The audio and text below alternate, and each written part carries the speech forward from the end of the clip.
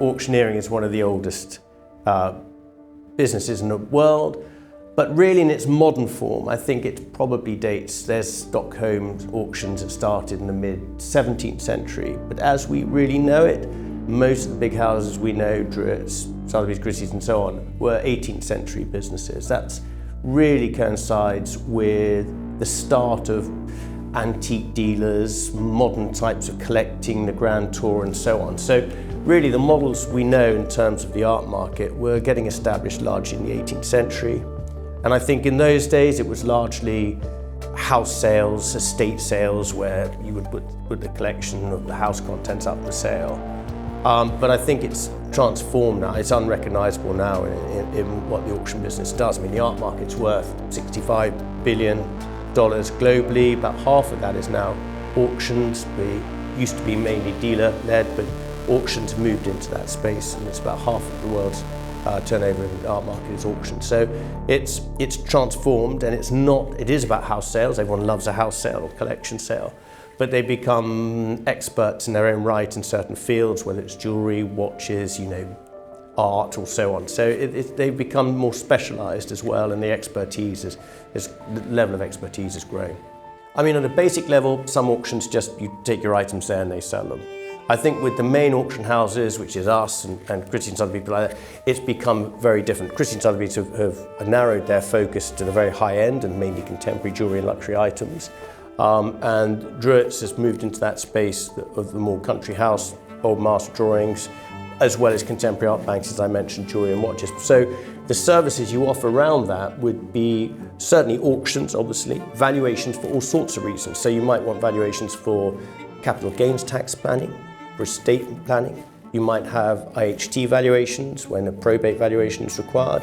You might be wanting to negotiate gifts in lieu. We've just negotiated a work by a famous author back to Bodleian Library, and that was in lieu of inheritance tax. So that's another sort of advisory valuation role we have. So there's lots of issues and valuations and planning required around collections, which happen before or after sales as well. So sales are part of it, but that valuation advice comes as part of the client relationship.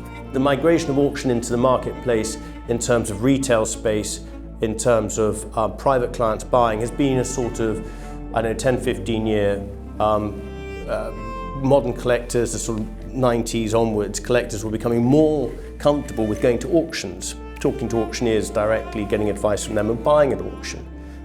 Whereas before it had been predominantly dealers bought at auctions, collectors went to dealers. So there's been that sort of longer term change has been happening a while, but then we had lockdown.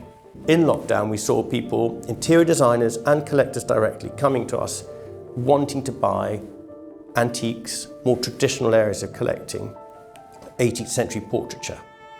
Not necessarily just to go down that road, or some people have, but to mix it with a more contemporary element. So it was called layering, and I think that stayed, and if that stays, that's a generational change. So that looks like it's happened in lockdown. Buying habits changed. People started buying online. So people would buy, art, furniture, objects online, unseen. I think the biggest example of that was in January 2020, we did the Aynhoe Park sale. Aynhoe Park was owned by James Perkins. He had sold Aynhoe Park, he wanted to sell his collection. It was a well-known collection. James has great flair, and it was a mix of modern, of some traditional, and his eccentric taste. So lots of taxidermy and so on. And it just caught the imagination. And we thought, do we go with it in lockdown? And we did. It was the first virtual house sale. And the pre-sale estimate was 1.5 million. It made 3.2 million. All of it sold.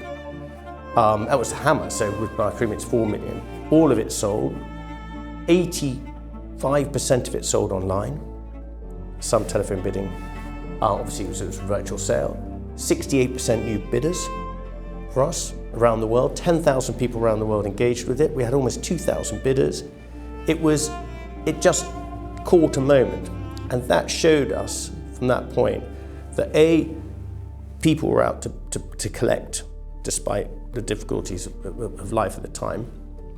that they were willing to buy online, seeing it was secondary to having, reliable expert to talk you through it. So we built a lot of online bidding platforms. We did remote viewings, we did all sorts of 360 tours. We have a very good, imaginative, creative team, and they worked with James to put that on all sorts of platforms. We did a lot of video content, and it showed just how that sort of, we'd had a gradual migration online, but that condensed a sort of 10-year migration into basically 18 months. So there were lots of changes going on at the time, and that sort of last 2-3 years has really seen a lot of change condensed into a short period of time. And those who've worked with it, generated new technologies with it and so on, have done quite well, because collecting is still cool. It's changing what people are collecting, but it's still an appetite for it.